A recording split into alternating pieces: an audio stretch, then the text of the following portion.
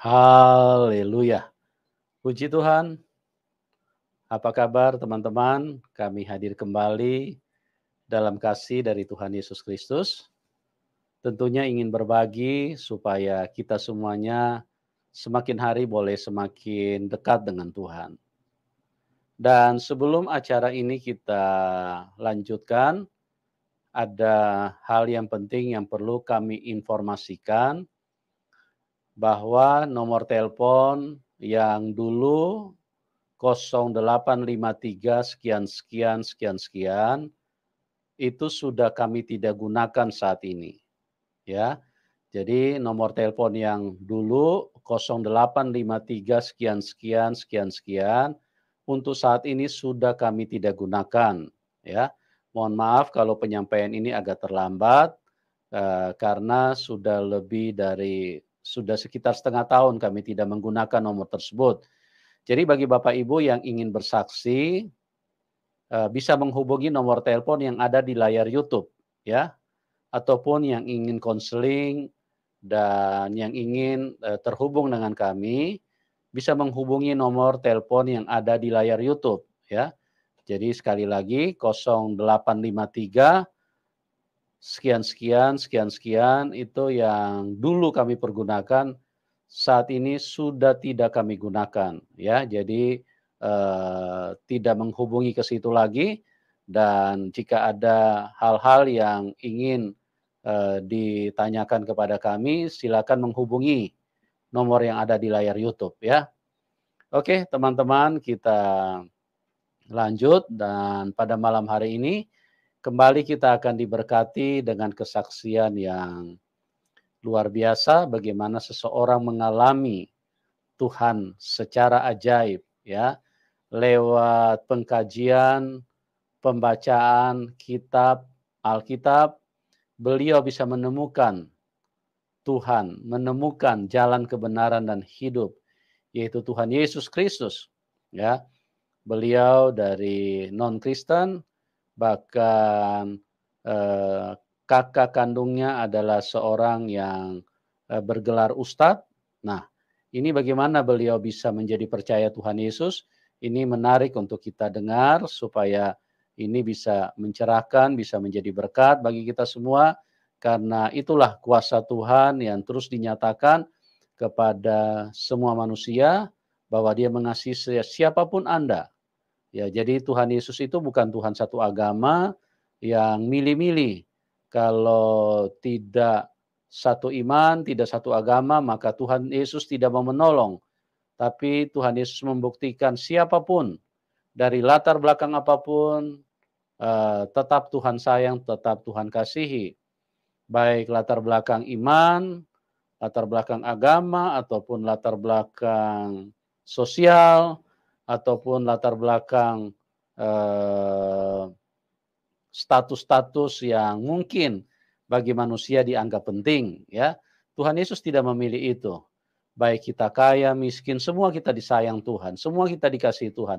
Karena memang kita ini ciptaan Tuhan Yesus. Jadi itulah sebabnya Tuhan, rindu supaya kita semua bisa pulang ke surga, ya. Jadi Tuhan tidak pandang apakah Anda dompet tebal, dompet tipis, dompet kosong, sampai dompet robek pun, atau mungkin tidak punya dompet, tetap Tuhan sayang, ya. Karena Dia Tuhan yang baik. Baik yang pendidikan tinggi, mau S3, mau SD saja, bahkan tidak punya pendidikan pun Anda tetap disayang Tuhan, ya. Baik, hidupmu, tampan maupun maaf ya, jelek, atau mungkin cacat, tetap Anda disayang Tuhan. Karena Tuhan Yesus itu Tuhan yang baik. Dia inilah yang perlu kita kenal, supaya kita benar-benar terhindar daripada hal-hal yang bisa membahayakan kita. Nah, bagaimana perjalanan hidup daripada narasumber, yaitu Mbak Enah Karya Semita. Kita sambut narasumber kita. Selamat malam Mbak Enah, apa kabar? Selamat malam. Selamat malam Pak Pastor Yusuf. Kabar baik. Ya, puji Tuhan, Puji Tuhan. haleluya. Terima Haleluya. kasih Mbak Ena sudah hadir di tengah-tengah kita, Mbak Ena Karya Semita. ya. Ya, terima Beliau kasih kembali. dulunya dari seorang non-Kristen dan beliau adalah orang yang dulu berkeyakinan sebagai antikris. Kenapa saya sebut antikris? Karena tidak percaya Tuhan Yesus dan anti, ya, artinya sangat bertolak belakang dengan apa yang ada tertulis di dalam Alkitab, ya. Tetapi luar biasa kasih Tuhan kepada Bu Ena, dan bagaimana ceritanya selengkapnya, saya pikir saya tidak usah berpanjang kata karena beliau akan menceritakan langsung kepada kita bagaimana beliau punya pengetahuan agama yang cukup baik, ya, bahkan dari keluarga yang sangat beribadah, sangat taat kepada agama, tapi bagaimana dia bisa meninggalkan imannya, meninggalkan agamanya, dan kemudian saat ini menjadi percaya Tuhan Yesus. Nah, kita dengarkan kesaksian ini. Oke, Mbak Ena, waktu dan tempat saya serahkan kepada Mbak Ena. Silakan, Mbak. Baik, terima kasih Pak Pastor Yusuf. Shalom, saudara-saudara dalam kasih dalam Yesus Kristus. Perkenalkan, nama saya Ena. Usia saat ini 40 tahun. Saya dari Muslim, dari sejak kecil, bahkan baru lahir sudah diazanin oleh ayah saya almarhum untuk mengenal Allah SWT dan juga Muhammad sebagai Rasul. Begitu juga dengan saudara-saudara yang lain. Saya 9 bersaudara, semuanya masih Muslim sampai saat ini, dan saya anak ketujuh dari 9 itu. Tapi puji Tuhan, Tuhan telah memanggil saya untuk menjadi umatnya, dan Tuhan memilih saya dari sekian banyak, dari saudara ke-9 saudara saya yang dipilih Tuhan terlebih dahulu. Kakak saya itu dulu pernah mondok pesantren di sebuah pesantren di dekat rumah saya juga, dan akhirnya dia sudah lulus dari situ, lalu menjadi guru dan ngajar-ngajar adik-adiknya. Tapi bukan hanya saya, tetapi generasi-generasi saya. Dari kecil saya itu sudah diajarkan tentang Islam. Agama yang saya tahu hanya Islam. Kalaupun di sekolah diajarkan ada 5 agama, itu hanya sepintas lalu, tetapi yang paling mendalam itu Islam. Mulai dari syariat Islam, rukun-rukun Islam, semua diajarkan dari sejak masih dini, masih kecil. Doa-doa, mau semua kegiatan apapun yang kita lakukan, itu harus baca bismillah, dan ada doa-doa khusus, ada doa-doa tertentu. Itu semua diajarkan. Mulai dari doa, belajar membaca Al-Quran, sholat 5 waktu, belajar puasa, walaupun masih kecil, kita tetap belajar puasa, walaupun cuma hanya 1 jam, nanti bertambah lagi jadi setengah hari, sampai full, itu semua diajarin dari kecil. Terus kita juga belajar zakat fitrah, walaupun belum menghasilkan, belum bekerja, tapi kita tetap diajarkan untuk membayar zakat fitrah. Diajarin iman kepada Allah, kepada Rasulullah, diajarin ada dosa yang tidak bisa diampuni, ada dosa yang bisa diampuni. Dosa besar yang tidak diampuni adalah ketika menyangkal Allah Subhanahu wa taala adalah Tuhan, tidak mau beribadah kepada ilah lain selain Allah dan Muhammad, itu adalah dosa besar yang tidak ada pengampunannya. Kalau dosa-dosa yang lain masih bisa diampuni. Tapi kalau udah musyrik, udah berbalik kepada Allah itu dan menyembah kepada Allah ilah lain, tidak ada pengampunan dosa. Akhirnya saya tumbuh juga di keluarga yang Muslim karena semua kakek, nenek, moyang, ibu, bapak, saudara semua Muslim. Bahkan lingkungan sekitar pun itu Muslim. Saya tinggal di lingkungan yang dekat dengan pondok pesantren. Waktu saya kecil, pondok pesantren itu besar, punya nama. Karena pernah mengundang ulama ternama waktu zaman itu, yaitu Kiai Haji Zainuddin MZ, pernah datang ke tempat saya, ke tempat pondok pesantren yang dekat rumah saya. Itu benar-benar sangat Islami di situ. Gak ada orang non-Muslim tinggal di situ. Dari kecil saya belum pernah berjumpa dengan orang non-Muslim, apalagi Kristen. Kayak rupanya kayak apa, bentuknya seperti apa, belum pernah lihat orang Kristen itu seperti apa. Tapi saya sudah didoktrin, sudah diajarkan bahwa orang Kristen itu adalah calon penghuni neraka. Orang Kristen tidak ada pengampunan. Orang Kristen tidak mendapatkan rahmat, tidak mendapatkan hidayah. Dia cuma mendapatkan kesenangan di dunia, tapi di akhirat nanti dia akan menjadi dasarnya neraka. Dasarnya neraka itu masih lebih parah dibandingkan dengan iblis. Iblis itu masih di saf kedua. Saf pertama itu orang Kristen, saf kedua iblis, baru saf ketiga kita para orang Islam yang tidak taat maka dimasukkan neraka. Jadi orang Kristen itu lebih, pokoknya udah parah banget, lebih parah dari iblis karena iblis di atasnya. Itu yang doktrin itu yang saya terima. Jadi nggak mungkin lah, nggak kepikiran saya itu bakal masuk ke Kristen. Saya lihat orangnya aja nggak pernah gitu. Lalu kemudian saya tumbuh dari anak-anak belajar ngaji, belajar sholat, belajar zakat, belajar puasa, belajar baca Al-Quran. Belajar Al-Qurannya itu bertahap, mulai dari turutan. Saya baca turutan, mulai dari mengenal huruf hijaiyah, alif, ba, ta, sa, jim, ha, ho, sampai hamzah, ya, sampai ya, udah itu.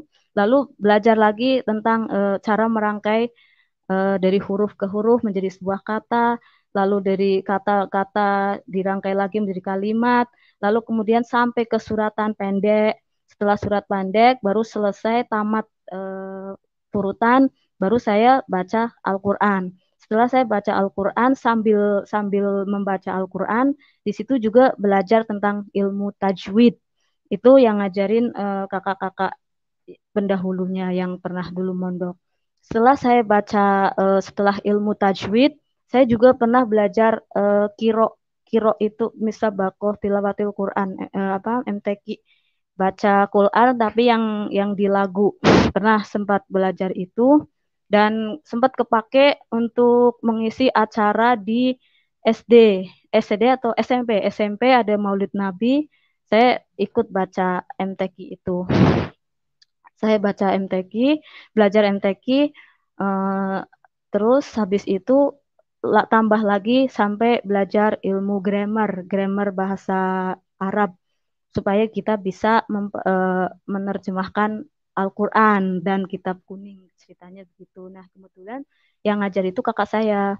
Jadi kakak saya itu kan dulu mondok, terus mondok pesantren, terus tamat, sudah mengerti ilmunya, baru diturunkan ke kita, generasi kita. Nah, setelah saya belajar ilmu tajwid dan grammar, sebenarnya tuh saya lagi seru banget waktu belajar ilmu grammar.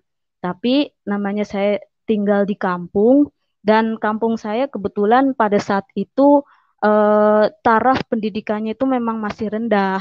Saya pun pendidikannya rendah, dan teman-teman saya yang lain juga rendah. Ada yang tamat SMP, tapi juga ada beberapa yang SMA, cuman nggak banyak.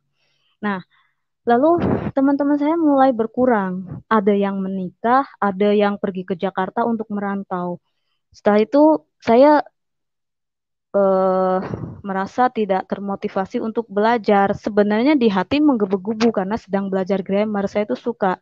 Tapi di sisi lain teman-teman tuh udah nggak ada. Nah, akhirnya lambat laun membubarkan diri pengajian itu karena pesertanya udah nggak ada, cuman saya sendiri. Dan kakak saya juga udah mulai nggak semangat ngajar karena muridnya cuman saya. Lalu bubarlah pengajian itu. Terus hari-hari saya cuma lontang-lantung main-main gitu. Waktunya habis kebuang. Lalu kemudian ada keluar tetangga rumah saya, dan kebetulan itu orangnya udah deket dengan keluarga saya, temannya ibu saya. Dia deket dengan keluarga dan baik juga sama keluarga saya. Lalu dia menawarkan untuk pergi ke Jakarta. Dan dia bilang, enak kamu mau nggak ke Jakarta? Terus saya sebenarnya bingung apa saya di Jakarta mau ngapain, tapi juga di rumah juga bingung mau ngapain, temen udah nggak pada ada. Di Jakarta saya nggak tahu mau ngapain, tapi setidaknya dia bilang kalau ke Jakarta dapat duit. Ya udahlah, daripada saya di rumah juga nggak ada ngapa-ngapain, mending saya ke Jakarta dapat duit. Akhirnya pergilah saya sama dia ke Jakarta. Setelah tiba di Jakarta, saya masuk ke suatu rumah. Nah, begitu saya masuk ke rumah itu, di depan rumah itu ada tanda salib. saya gemetar, saya takut. Aduh, salib. Berarti kalau salib itu artinya Kristen, berarti kafir. Bagaimana bisa saya seorang muslim yang taat, bahkan di lingkungan saya itu ada pondok pesantren ternama, kok saya bisa masuk ke orang kafir, masuk ke orang Kristen. Di hatinya gemetar, takut, deg-degan. Tapi kalau saya mau nolak, saya nggak enak sama orang yang bawa. Akhirnya ya udahlah, saya tetap nggak apa-apa, masuk aja ke rumah ini. Setelah itu saya masuk ke ruangan lagi, ada ruangan lain lagi. Saya lihat ada gambar seorang laki-laki pakai jubah putih sedang duduk, tangannya lipat tangan menengah ke atas, menengadah ke atas. Saya udah yakin pasti ini Yesus, Tuhannya orang Kristen. Dalam hati saya bilang, pantesan orang Kristen itu masuk neraka. Pantesan orang Kristen itu ditaruhnya di dasar neraka karena itu yang disembah, patung yang disembah, gambar yang disembah. Oh, saya jadi tahu kenapa orang Kristen itu masuk neraka. Ya udahlah, saya udah terlanjur masuk sini, nggak apa-apa. Yang penting saya iman saya kuat, jangan sampai terpengaruh. Biarin aja saya masuk ke sini. Udah, lalu kemudian saya diperkenalkan dengan seisi rumahnya. Di rumah itu ada bapak, ada ibu, ada anak pertama, kedua, ketiga, dan yang ketiga ini itu seusia saya. Kita seumuran, cuma beda setahun, cuma beda 2 tahun. Lalu kemudian saya ternyata di situ tuh suruh ngasuh anak yang paling bontot, paling bawah, umurnya paling paling terakhir, anak terakhir. Eh, di situ, oh ternyata saya disuruh ngurus dia. Tapi setelah saya masuk ke situ, saya didoainnya saya dengar sebut nama Yesus. Dalam hati saya, aduh Yesus lagi yang disebut. Saya berarti sudah didoain pakai nama Yesus. Tapi ya sudahlah, nggak apa-apa. Saya juga berdoa kepada Allah. Ya Allah, kuatkan iman saya. La ilaha illallah, tidak ada Tuhan selain Allah. Dan Muhammad adalah utusan Allah. Muhammad dan Rasulullah. Tidak ada terpengaruh. Saya diinjilin. Begitu baru masuk udah diinjilin. Kalau mau ke surga harus ikut Yesus Kristus. Yesus Kristus adalah Siratul Mustaqim. Yesus Kristus adalah jalan menuju surga. Dia adalah jalan yang lurus. Yang lurus itu yaitu Yesus Kristus. Tapi saya cuman iya aja, saya nggak berani nyangkal. Tapi dalam hati saya berontak, enggak. Itu adalah manusia, itu hanya sekedar nabi. Kamu itu Kristen, kamu itu kafir, kamu calon penghuni neraka, nggak mungkin masuk surga. Jadi bertentangan gitu. Nah, seiring berjalannya waktu, setelah saya masuk ke rumah itu dan bekerja di rumah itu, hari demi hari saya mulai melihat gerak-gerik orang di sekitar rumah. Nah, yang paling saya kagumi dari kegiatan sehari-hari mereka adalah ketika mereka berdoa. Nah, ketika mereka berdoa, apapun yang dia mau lakukan, mereka lakukan itu selalu diawali dengan doa. Mau makan berdoa, mau bangun tidur berdoa, mau tidur berdoa. Karena kan saya tinggal di situ, jadi saya tahu seisi rumahnya itu ngapain. Nah, saya juga sama, saya juga berdoa, tapi bedanya saya merasakan ada beda. Ketika orang Kristen yang saya anggap penghuni dasar neraka, begitu berdoa, saya melihat ada dia itu dekat dengan Tuhan. Dia itu seperti ada sosok Tuhan yang benar-benar dia sembah, ada sosok Tuhan yang benar-benar bisa diajak dialog. Beda sama saya. Kalau saya mau makan, emang saya berdoa. Yes, emang kita udah diajarin dari kecil mau duduk, mau tidur, mau makan, apapun emang berdoa. Ada yang baca Bismillah, ada juga yang lebih spesifik lagi seperti doa makan contohnya. Saya berdoa kalau makan, Bismillahirrahmanirrahim. Allahumma barik lana fi ma razaqtana wa qina azabannar. Mulut saya ngucap, tetapi pikiran saya entah kemana. Hati saya entah kemana, bisa jadi pikiran saya di nasi, bisa jadi hati, otak, pikiran di lauk pauk. Sedangkan orang Kristen tidak. Ketika dia berdoa, lipat tangan, terus tutup mata, terus tundukkan kepala, dia berdoa walaupun nggak ngucap, saya nggak dengar kok mereka ngomong. Tetapi di situ saya melihat ada khusyuk, ada sifat yang khusyuk banget bahwa dia itu benar-benar datang kepada Tuhan, dia berdoa kepada Tuhan dan Tuhannya itu seperti ada, seolah-olah itu Tuhan itu ada. Nah, di situ saya merasakan bedanya. Oh, walaupun sekafir-kafirnya orang Kristen, ternyata dia juga punya Tuhan. Dia dekat dengan Tuhan, walaupun Tuhannya cuman sebatas gambar yang tadi saya lihat di tembok, tapi dia terdekat. Saya udah mulai situ, udahlah, oke. Jadi jangan terlalu a priori ya sama orang Kristen. Ternyata dia bisa dekat sama Tuhan. Udah, oke. Sehari hari berganti hari terus. Setiap hari saya diinjilin sama ibu di rumah. Kalau kamu enak, kalau kamu mau ke surga, kamu mau harus ikut Isa Al-Masih, harus ikut Yesus Kristus. Terus Yesus Kristus itu makin diperdengarkan, makin diperdengarkan. Makin saya dengar Yesus, makin saya sebel sama nama Yesus itu. Makin sebenarnya saya udah panas, mau pengen keluar, tapi saya nggak bisa keluar karena saya menghargai orang yang bawa saya. Jadi saya ya udahlah terima aja, keluar dari masuk dari telinga kanan, keluar dari telinga kiri, jangan dianggap, biar aja dia ngomong gitu. Terus. Nah, seiring berjalannya waktu dari hari Senin, Selasa, Rabu, Kamis, Jumat, dan Sabtu, dan sampai tibalah sampai hari Minggu. Nah, di hari Minggu itu, sebelum hari Minggu itu Sabtu sore itu saya diberitahu, besok kamu ikut ke gereja ya, temenin anak yang kecil. Saya nggak perlu sebut nama supaya Yesus saja yang dimuliakan. Oke, iya saya ikut. Saya sepanjang malam saya nggak bisa tidur. Besok saya ke gereja. Besok saya ke tempat ibadahnya orang kafir. Besok saya, aduh, pikirannya udah kacau. Tapi ya sudahlah, saya harus jalanin. Nggak ada punya pilihan lain. Saya juga nggak enak sama orang yang bawa. Saya nggak mau mengecewakan. Akhirnya saya ikutlah ke gereja. Nah, sudah dikasih tahu, kalau kamu ke gereja, nggak usah ikut ke sekolah minggu.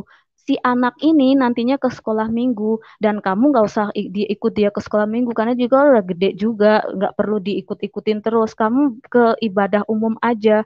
Iya, saya ikut. Saya masuk ke gereja ibadah umum dan anak saya pergi ke sekolah minggu. Setelah saya masuk ke gereja, saya lihat ada semua orang pada masuk. Terus laki-laki perempuan duduk bersampingan, berdempelan, ada yang salam-salaman, ada yang cium pipi kiri, cium pipi kanan. Di situ saya heran banget. Ini tempat ibadah macam apa? Kalau saya mau ke masjid, itu gak pernah bersentuhan dengan laki-laki. Itu dipisah, laki-laki sendiri, perempuan sendiri. Ada dinding pemisah, ada kelambu yang memisahkan antara laki-laki perempuan. Sedangkan di gereja enggak, gabung jadi satu. Laki-laki duduk di sebelah perempuan, perempuan diapit dengan laki-laki, laki-laki diapit dengan perempuan, campur aduk jadi satu. Ini macam apa ini tempat ibadah? Udahlah, saya nggak mau pusing. Lagian saya di sini kerja. Udah. Setelah itu baru ibadah dimulai. Suara musiknya berisik banget. Drum dimainkan, organ dimainkan, semua alat musik main semua berisik banget. Saya bising, saya nggak betah di situ. Tapi saya tidak punya pilihan. Saya kerja, saya harus ikutin. Oke, saya bekerja, saya tidak bisa ngelak. Ya udah, saya ikutin. Sampai pada akhirnya di mana musik itu berhenti dan seorang pendeta, seorang laki-laki pakai jubah hitam. Saya waktu itu nggak ngerti itu pendeta atau apa. Pokoknya masuk maju ke depan di atas mimbar. Lalu si pendeta ini berdoa. Saya nggak ngerti doanya apa. Tetap membuat saya terperangap, yaitu ketika beliau bilang begini. Saudara-saudaraku yang dikasihi Tuhan Yesus, mari kita buka bersama-sama Alkitab kita, yaitu saya nggak tahu dia buka apa. Lalu kita akan membaca, saya secara bersaut-sautan. Saya membaca ayat yang pertama, lalu saudara jemaah membaca ayat kedua, dan seterusnya bersaut-sautan. Lalu di ayat terakhir kita baca bersama-sama antara pendeta dan jemaat. Nah, di situ saya kaget. Saya lihat dari ujung sampai ujung, dari setiap sudut, dari sudut satu ke sudut lain, dari belakang sampai ke depan, dari kiri kanan, semua saya lihat, semua jemaat bawa Alkitab. Di situ saya heran lagi, saya kaget lagi. Walaupun orang Kristen itu penghuni neraka, walaupun kafir, mereka punya Alkitab. Mereka kalau ibadah bawa Alkitab. Dan satu persatu itu bawa Alkitab.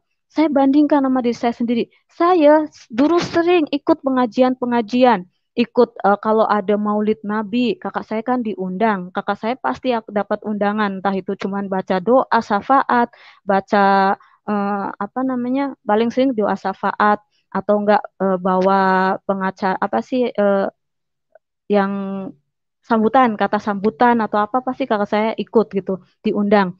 Setiap kali saya ngaji ikut kakak saya, itu saya nggak pernah tuh baca Al-Quran atau hadis, nggak pernah. Jadi apa Ustadz bilang apa ya saya iya iya aja ngangguk ngangguk ngangguk. Tapi di Kristen di gereja enggak loh. Semua baca Alkitab, semua bawa Alkitab. Pendetanya bilang kita buka, semua buka. Kita baca, semua baca. Saya mikir dari situ, ternyata orang Kristen itu tidak bisa dibohongi oleh pendetanya, oleh orang yang maju ke mimbar itu nggak bisa dibohongi. Apa yang dia ngomong, saya tahu. Apa yang dia baca, saya tahu. Dia ngomong apa, saya tahu. Dia ngomong apa, di mana tertulis, di mana saya tahu. Saya bisa baca sekarang, saya pulang, saya bisa baca ulang. Tidak bisa dibohongi. Lain dengan saya dulu. Dia mau ngomong apa, saya iya aja. Itu tertera di mana, saya nggak tahu.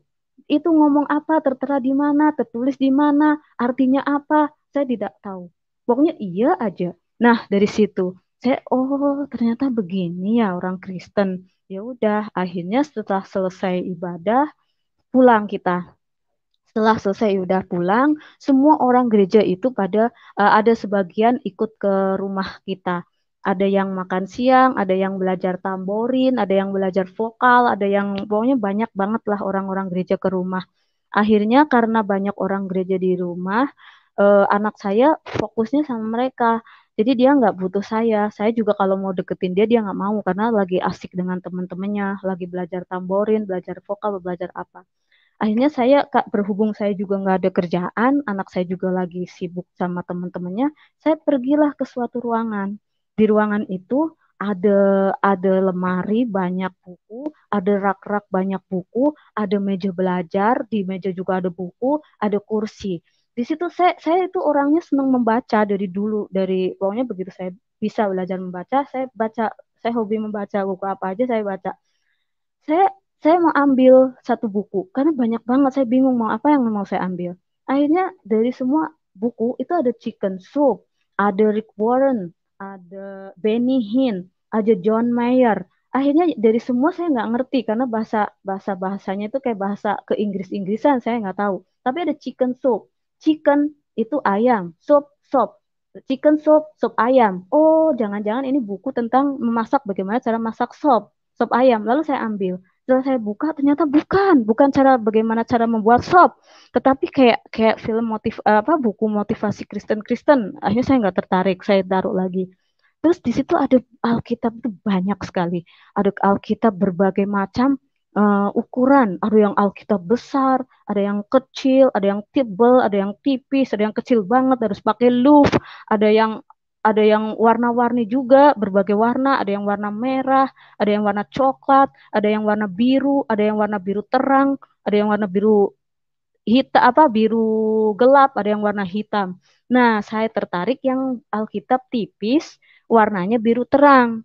Pas saya ambil itu di sampulnya itu ada bahasa Inggris, ada tulisan proverb, ada tulisan psalm, terus di bawahnya Mazmur dan Amsal. Lalu di sebelah lalu ada garis di sebelah kanannya itu ada New Testament. Terus di garis miring perjanjian baru.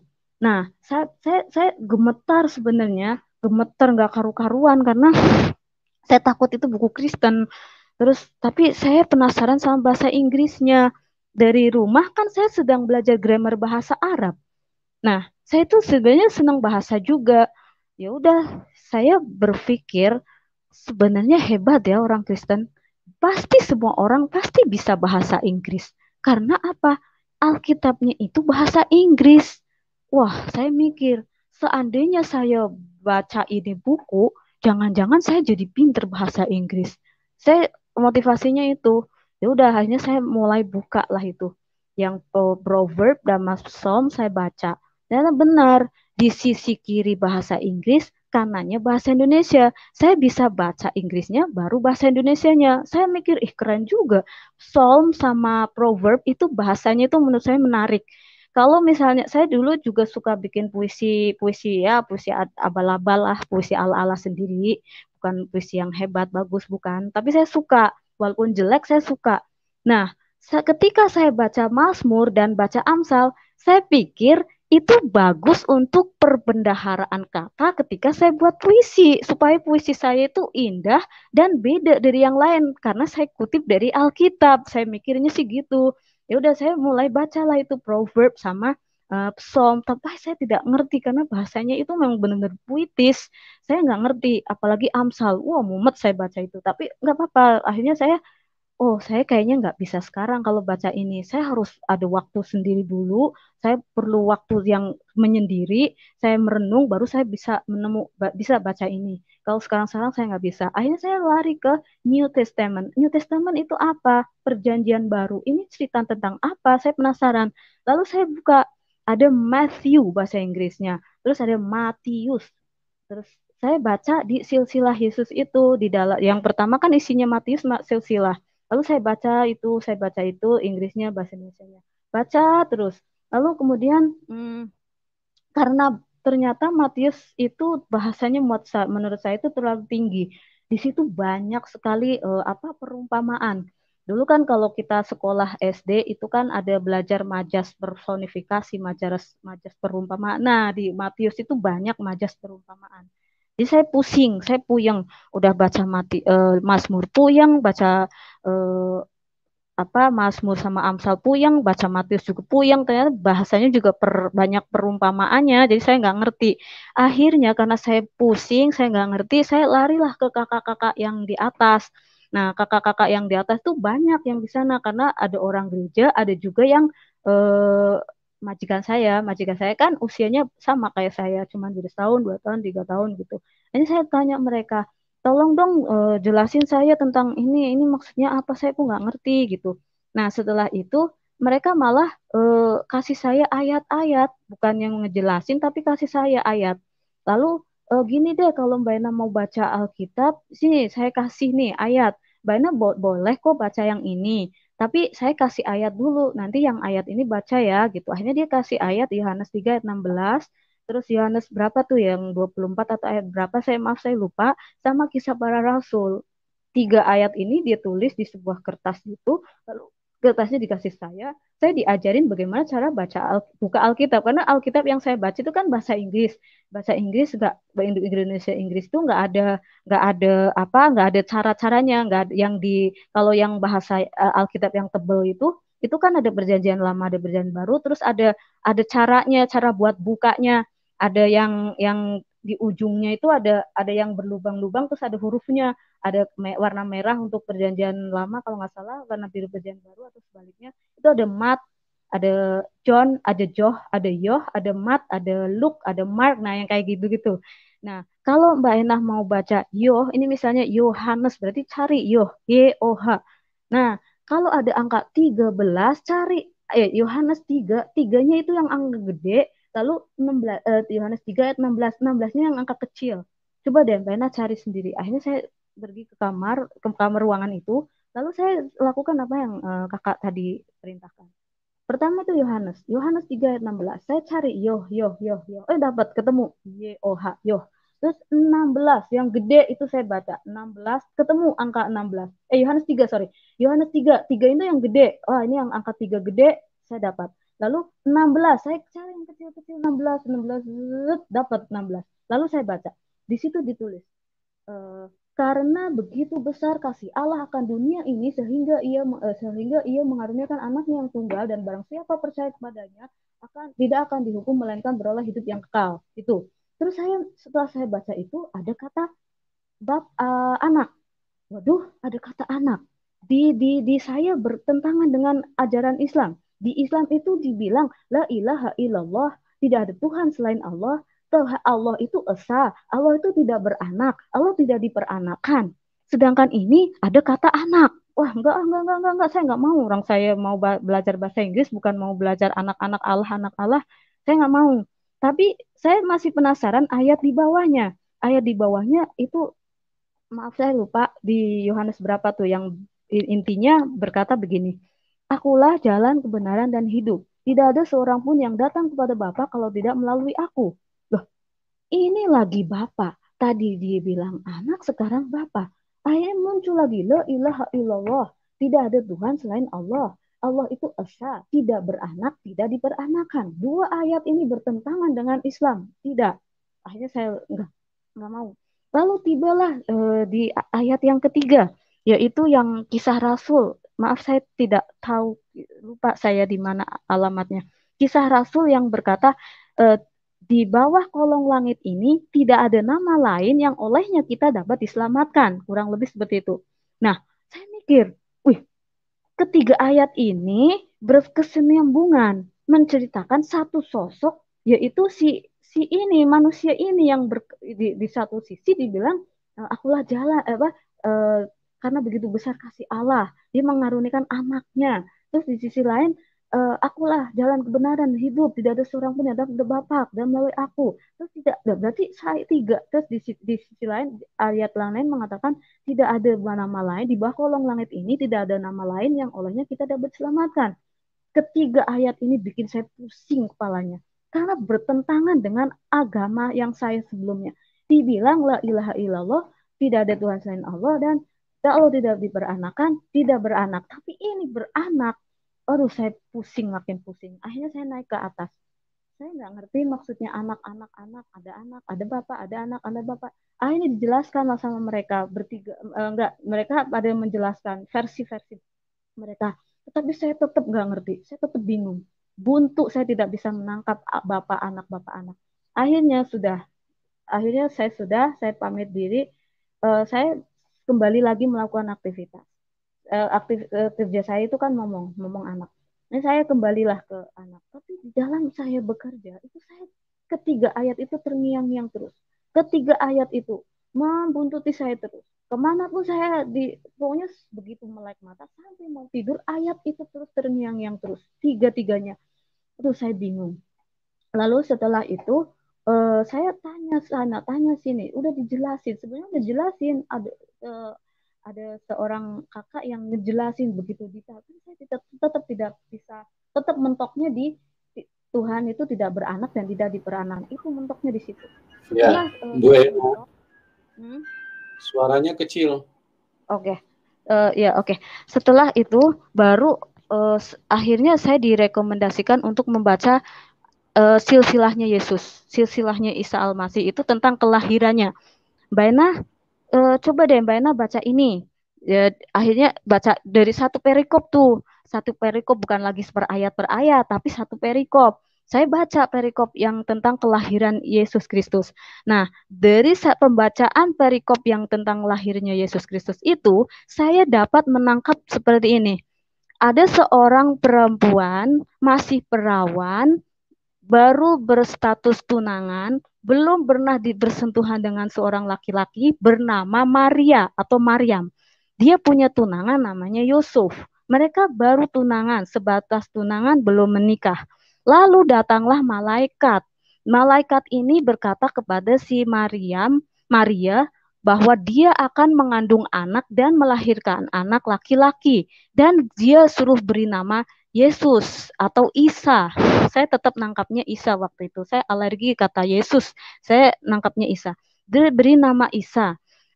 Setelah itu baru mengandunglah Maryam. Tapi pada saat itu belum menikah, baru tunangan.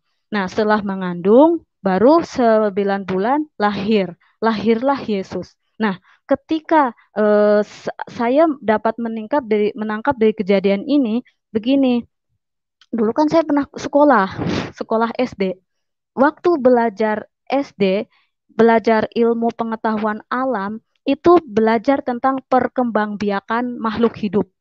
Makhluk hidup itu ada manusia, ada hewan, ada tumbuhan. Nah, kemudian tentang Isa Al-Masih itu kan manusia, sama kayak kita. Oke. Nah, pada saat perkembangbiakan manusia atau makhluk hidup itu ada melalui seksual, ada melalui aseksual. Yang melalui seksual itu manusia dan hewan, tetapi yang melalui aseksual adalah tumbuh-tumbuhan. Tapi ada hewan bersel satu aseksual. Tetapi untuk manusia dan hewan itu melalui seksual. Itu perkembangan manusia, perkembangan biakan manusia. Nah, saya lihat Isa Al-Masih. Isa Al-Masih itu cara perkembangbiakannya itu tidak melalui seksual. Tetapi dia bisa ada karena roh Allah itu sendiri yang dikatakan oleh malaikat. Nah, kalau manusia itu manusia lahir itu karena ada suatu proses. Dulu saya belajar setelah belajar di SD itu ada pelajaran biologi IPA, ilmu pengetahuan alam. Di situ dibilang eh, kalau seksual itu belajarnya di biologi SMP. Nah, itu dibilang bahwa seksual itu apa sih? Pertemuan antara sel laki-laki atau sel jantan disebut sperma dengan sel betina atau ovum. Itu setelah bertemu baru terjadi pembuahan. Setelah ada pembuahan terbentuklah zigot. Setelah zigot jadi bakal anak, lalu jadi anak, lalu jadi bayi, 9 bulan, lahirlah bayi. Nah, semua manusia, kecuali Adam, semua manusia setelah Adam, setiap berkembangbiakan itu manusia loh ya, saya katakan, itu pasti mengalami proses yang namanya seksual. Pertemuan antara sel kelamin, sel betina yaitu ovum, dan sel telur yaitu ovum, dan sel jantan yaitu sperma. Pasti semua. Tetapi Isa Al-Masih enggak loh. Aku mikir gitu, Isa Al-Masih enggak. Di dalam tubuhnya si Maryam pada saat dia mengandung, itu tidak menggunakan sperma. Karena belum disentuh laki-laki. Dan posisinya masih bertunangan dengan Yusuf. Di situ saya mikir, oh, di dalam tubuh Al-Masih Isa itu tidak ada unsur sperma, tidak ada unsur sel betina atau sel telur atau ovum, tidak ada. Kalau ada pakai sel telur yaitu ovumnya Maryam, berarti harus ada sperma. Berarti itu tidak ada kok, dia nggak pakai. Tetapi malaikat bilang itu roh Allah. Nah, dari situ saya mikir, berarti Yesus itu atau Isa Al-Masih itu berarti Tuhan. Karena kalau dibilang manusia, dia nggak ada spermanya. Nggak ada unsur sperma dan ovum. Nggak ada. Dan tidak ada proses pertemuan. Tidak ada proses pembentukan. Tidak ada proses pertemuan. Tidak ada zigot di dalam diri Al-Masih. DNA zigot itu kan lapisan-lapisan DNA. Sel-sel DNA manusia itu terbentuk di zigot. Isa Al-Masih nggak ada zigot. Isa Al-Masih nggak ada sperma. Isa Al-Masih nggak ada sel telur. Dia cuma pinjem rahimnya Maryam. Tapi roh Allah yang turun. Dari situ saya mulai mikir, oh berarti Isa Al-Masih itu Allah itu sendiri. Oke, setelah itu baru, tapi saya masih tetap diceritain nama kakak-kakak ini bahwa tentang Isa Al-Masih, tentang Yesus Kristus itu tetap terus. Terus akhirnya setelah saya menemukan itu, masih tanda tanya lah. Di sisi satu, Isa adalah Tuhan. Di sisi lain, tidak ada Tuhan selain Allah. Itu tetap tetap di otak itu tetap susah. Tetap susah. Tidak ada Tuhan selain Allah. Tapi Isa Al-Masih itu bukan manusia. Karena tidak ada unsur manusia di dalam diri dia. Tidak ada sperma, tidak ada ovum. Tidak ada zigot yang terbentuk. Tapi dia Tuhan. Tapi tidak ada Tuhan lain selain Allah. Di situ bertentangan di otak. Gimana? Nah, setelah itu baru seiring berjalannya waktu, saya melihat ada channel Benny Hinn. Enggak, di keluarga itu kan TV-nya cuman di setelnya itu cuman tentang Benny Hinn terus. Pokoknya firman terus, nggak pernah channel lain. Ya udah, kayak saya kan lagi jagain anak, lagi apa, nontonnya Benny Hinn, Benny Hinn, Benny Hinn. Nah, pas saya lagi nonton itu, tiba-tiba ada acara Benny Hinn. Benny Hinn itu kan bahasa Inggris karena dia orang luar. Tapi ada penerjemahannya, yang nerjemahannya itu seorang ibu-ibu, seorang wanita, seorang ibu dia menerjemahkan. Kebetulan yang dibahas tuh Yohanes itu, yang akulah jalan kebenaran dan hidup, tidak ada seorang pun yang datang kepada Bapakku kalau tidak melalui aku. Lalu dijelasin, si Benny Hinn bilang, I am the way, the truth, the life. Not man comes to the Father but by me, katanya. Lalu diterjemahkan, akulah jalan, kebenaran dan hidup. Tidak ada seorang pun yang datang pada Bapa kalau tidak melalui aku. Lalu dijelaskan, Bapa itu diibaratkan sumur, sumber sumur. Anak yaitu Isa diibaratkan anak itu timbanya. Terus dibilang, bagaimana mungkin aku bisa ke sumber itu kalau tidak melalui timba? Bagaimana mungkin saya kepada Allah langsung kalau tidak melalui si anak itu Isa? Baru di situ saya kebuka. Mulai kebuka. Memang benar di sisi satu tidak ada Tuhan selain Allah. Tapi di sisi lain saya butuh perantara untuk datang kepada Allah. Saya nggak bisa kalau datang langsung ujuk-ujuk kepada Allah. Tong nggak bisa, harus ada perantara. Sama, saya nggak bisa ngambil air sumur itu kalau nggak ada timba. Mau nyemplung, mati. Oh, begitu. Jadi Isa Al-Masih ini adalah perantara untuk saya datang kepada Allah. Nah, saya dapat nangkapnya sih seperti itu berwaktu itu. Nah, melalui Benihin itu saya nangkapnya begitu. Jadi si Isa Al-Masih adalah apa? Perantara, si Bapak ini itu sumurnya itu. Saya nggak akan mungkin ngambil air sumur kalau tidak melalui timba. Saya nggak akan mungkin datang kepada Allah, yaitu Bapak, kalau tidak melalui perantara. Harus ada perantara. Emangnya saya siapa mau langsung datang ke Allah? Saya mikir gitu. Terus, oh iya ya, tapi otak ini karena udah dari kecil sih ya, mentok lagi. Perantaranya itu tidak ada nama lain selain Muhammad, utusan Allah. Aduh, di sini mulai mulai bergejamuk lagi. Oh, perantaranya itu nggak boleh hilang lain, harus Muhammad, gitu kan? Aduh, di situ saya mulai pusing, di situ saya mulai nggak bisa makan nggak enak, tidur nggak nyenyak, mau ngapa-ngapain lemas, berkecamuk di otak saya. Aduh, ya Allah, kok bisa begini? Saya nangis di situ. Ya Allah, kok bisa begini? Isa Al-Masih itu sebenarnya siapa? Kenapa saya harus ikut Nabi Muhammad? Kenapa saya dari situ saya udah mulai tertarik nih sama Isa Al-Masih. Saya flashback ke belakang. Waktu saya kecil, waktu belajar SD, waktu ngaji-ngaji, terus apa, pokoknya ada momen di mana kita diceritain tentang kisah nabi-nabi. Dan kisah Isa Al-Masih itu udah nggak asing buat saya. Saya dulu udah diajarin bahwa Isa Al-Masih itu bisa menyembuhkan orang sakit, mencelikan orang mata. Pokoknya yang mujizat-mujizat Isa lakukan itu udah pernah diceritain ke saya waktu saya kecil. Sehingga Isa Al-Masih itu udah nggak asing lah buat saya. Akhirnya di situ saya bilang kepada Allah, ya Allah, di sisi satu, la ilaha illallah Muhammad Rasulullah. Tidak ada Tuhan selain Allah dan Muhammad adalah utusan Allah di sisi satu. Terus Allah tidak beranak dan tidak diperanakan. Oke lah, itu maksudnya anak aku udah nggak terlalu pusing. Tapi yang perantara aku sekarang pusingnya itu yang perantara. Ini saya ada dua perantara. Milih yang mana? Di sisi satu, Isa Al-Masih adalah dia tidak ada unsur manusia, sedangkan Muhammad itu manusia. Tapi, aduh, saya di situ saya bingung. Ya Allah, tolong saya. Siapa itu Isa Al-Masih?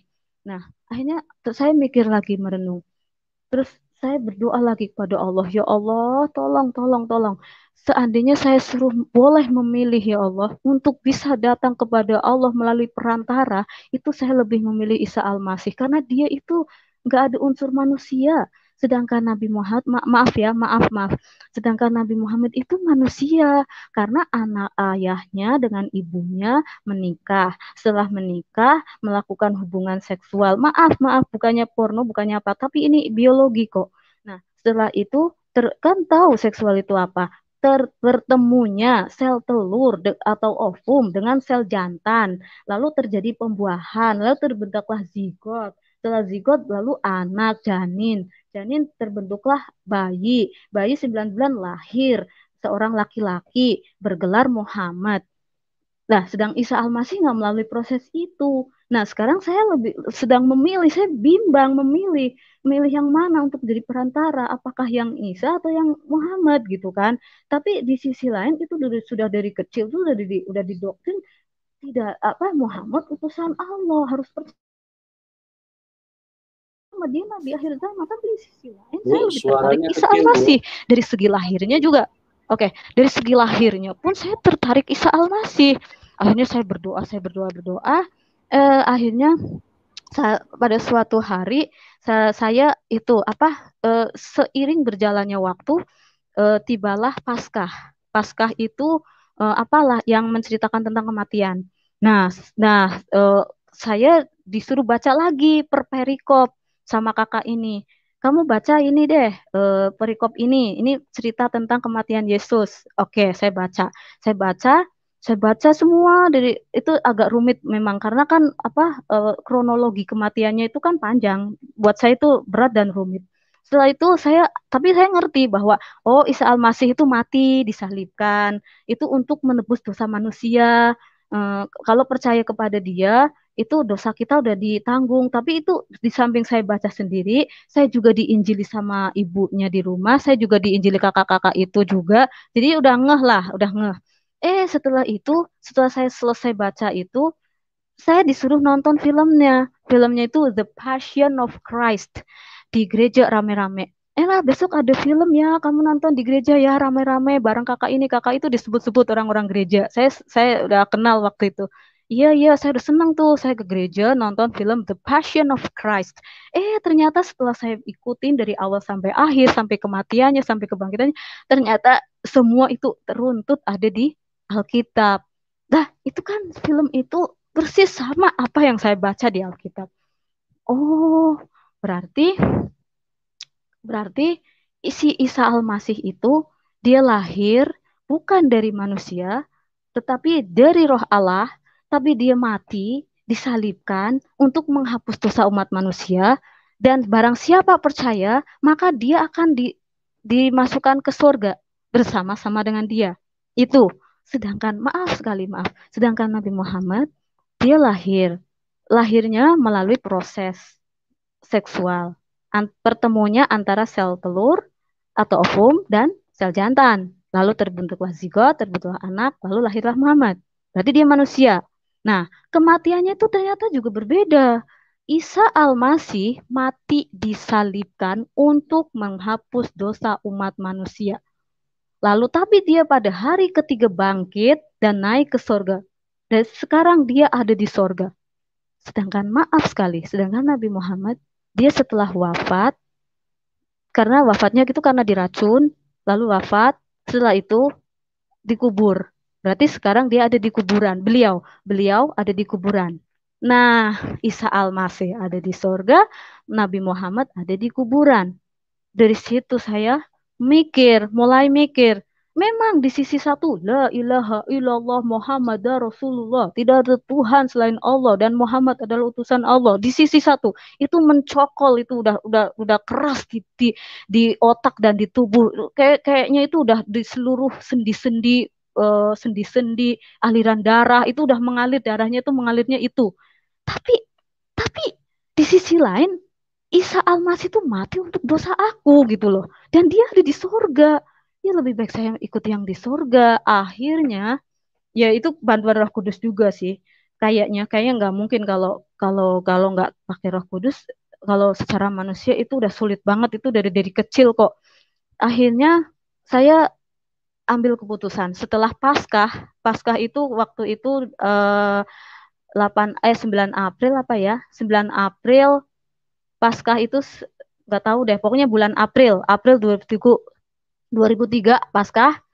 Setelah aku nonton The Passion of Christ, besoknya atau 2 hari setelahnya, itu saya memutuskan untuk terima Yesus sebagai Tuhan dan Juru Selamat. Saya terima, apapun resikonya saya terima. Saya pokoknya terima aja. Karena saya udah tahu Isa Al-Masih itu siapa. Saya terima Yesus sebagai Tuhan dan Juru Selamat. Saya bilang ke kakak yang itu yang selalu yang ngasih saya ayat-ayat, yang ngasih saya suruh baca ini, suruh baca itu. Pokoknya saya habis waktu itu sama dia terus. Nah, akhirnya saya datang ke kamar dia, saya bilang, "Kak, saya mau terima Isa sebagai Tuhan." Akhirnya saya dituntun, saya terima Isa sebagai Tuhan. Setelah itu ya pada tepuk tangan, Nena udah diselamatkan. Udah. Nah, setelah itu saya di rumah itu udah nggak kerjanya udah nggak kerja, tetapi belajar firman Tuhan. Dikirimlah orang dari gereja.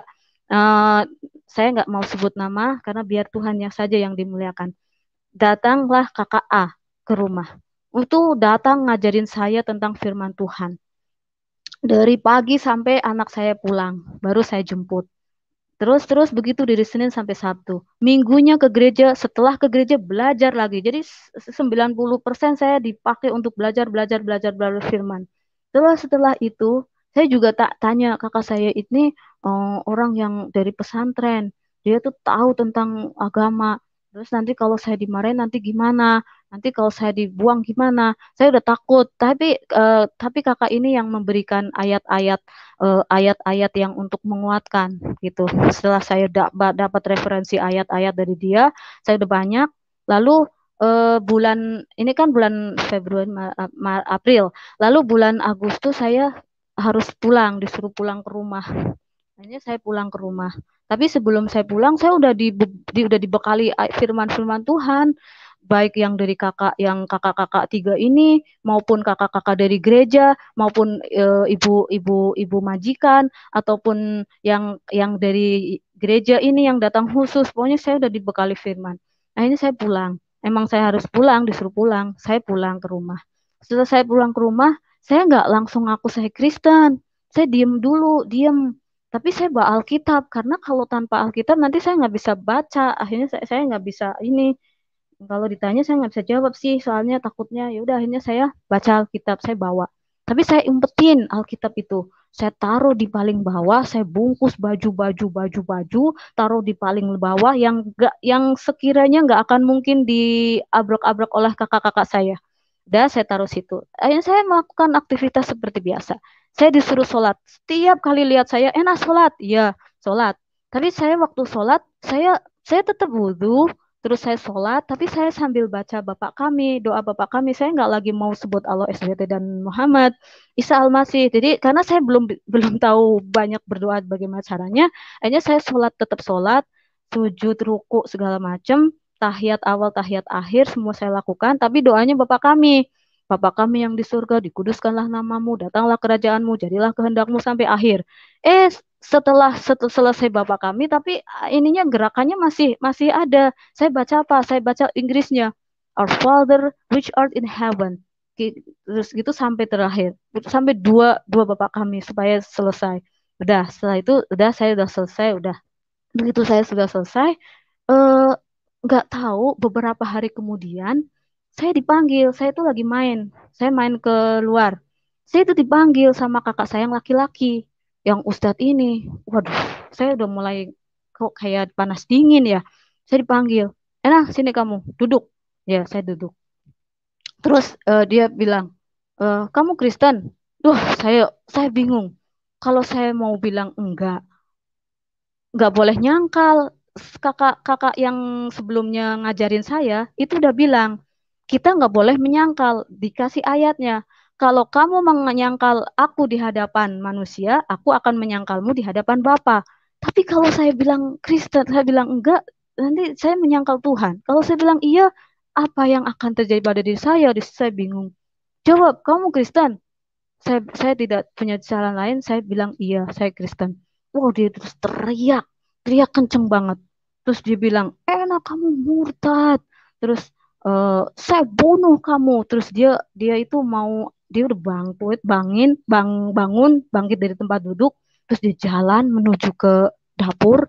Dia mau ambil parang. Kita kan kalau di kampung itu kan suka ada parang disiapin untuk ke kebun atau apa. Nah, di situ kan ada. Dia mau ambil itu, terus dia mau bunuh. Dia si mulutnya udah ngomong, saya bunuh kamu. Terus dia udah mengambil ke situ, tapi di tengah jalan dia berhenti, terus dia nggak jadi, terus dia balik lagi putar balik. Terus, nah di saat dia bilang saya bunuh kamu, saya pokoknya mikirnya udah gini. Oh, saya mikirnya gini aja.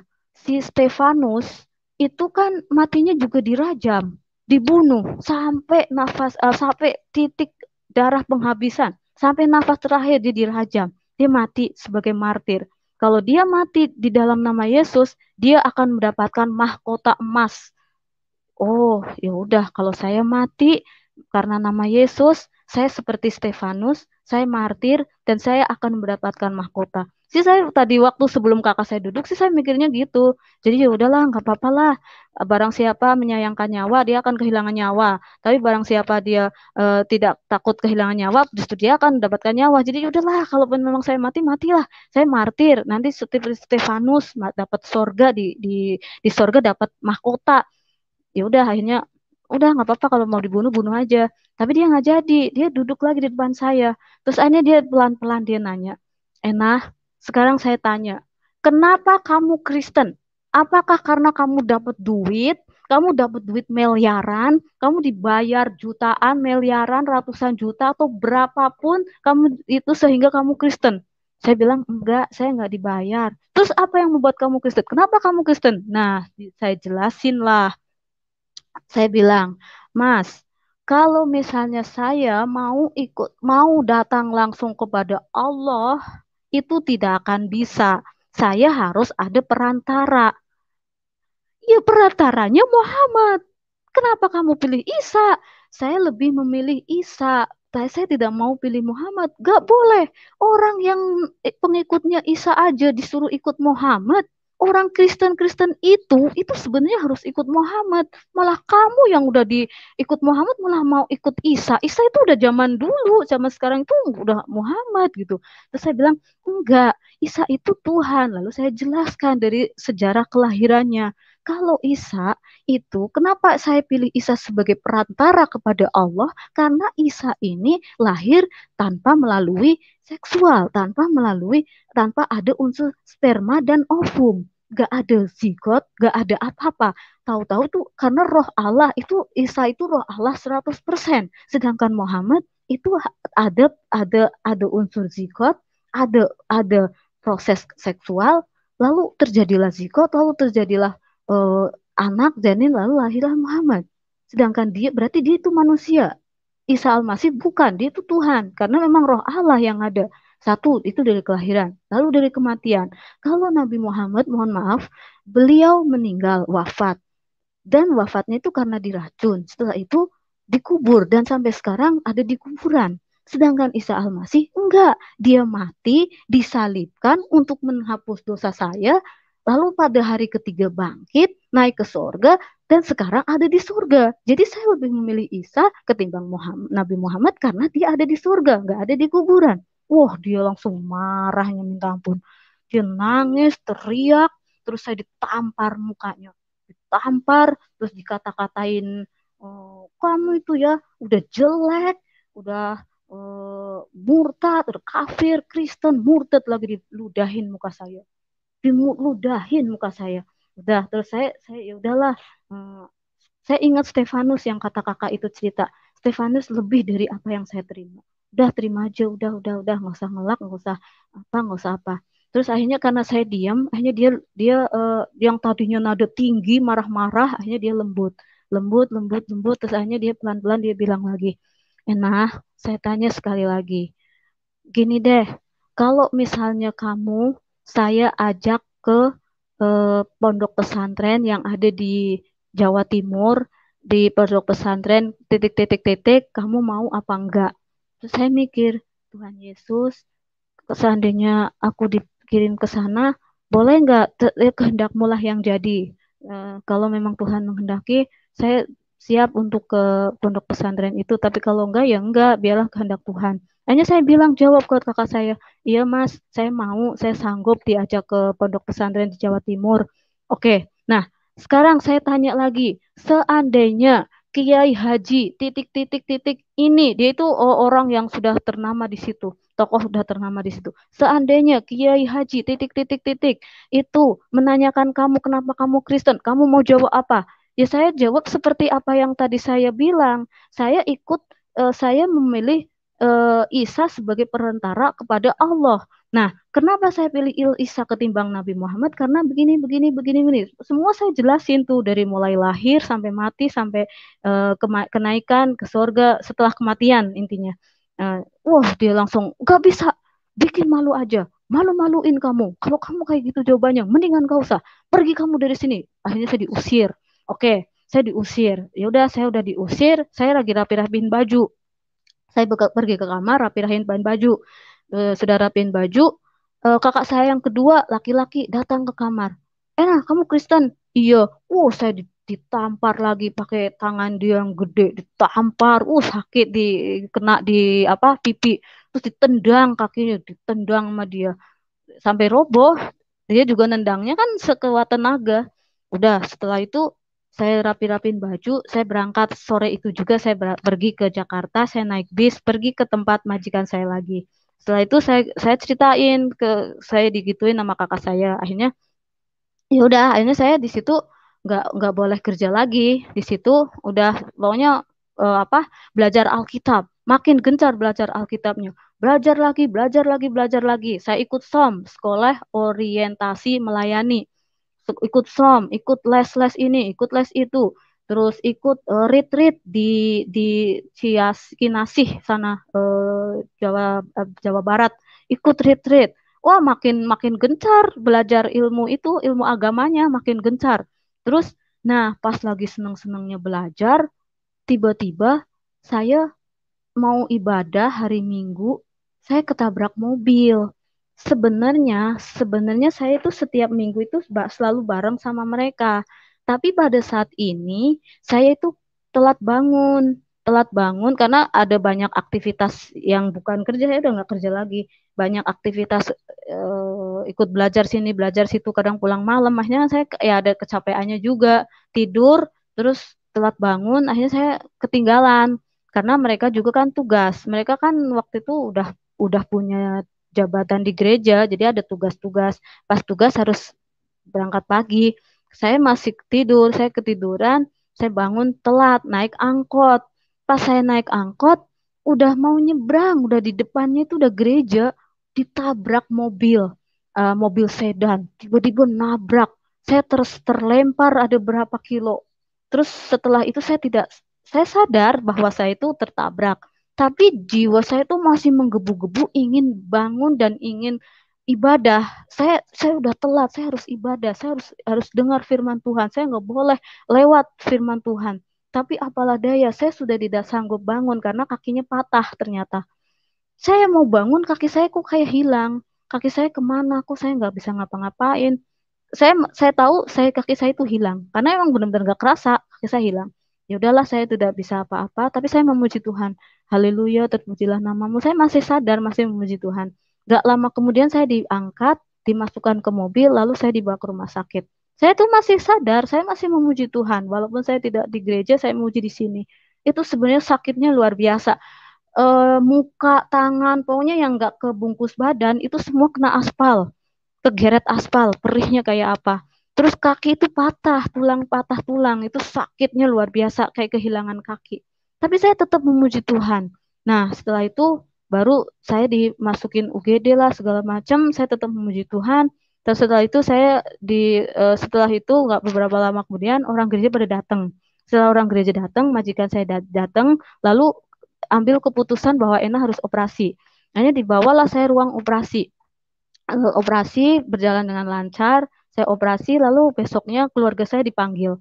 Saya tahu-tahu setelah saya udah sadar dari operasi, saya nengok kiri kanan, waduh ada kakak saya. Ada kakak saya yang Ustadz itu. Aduh Tuhan, nanti saya diapain sama dia? Saya juga malu.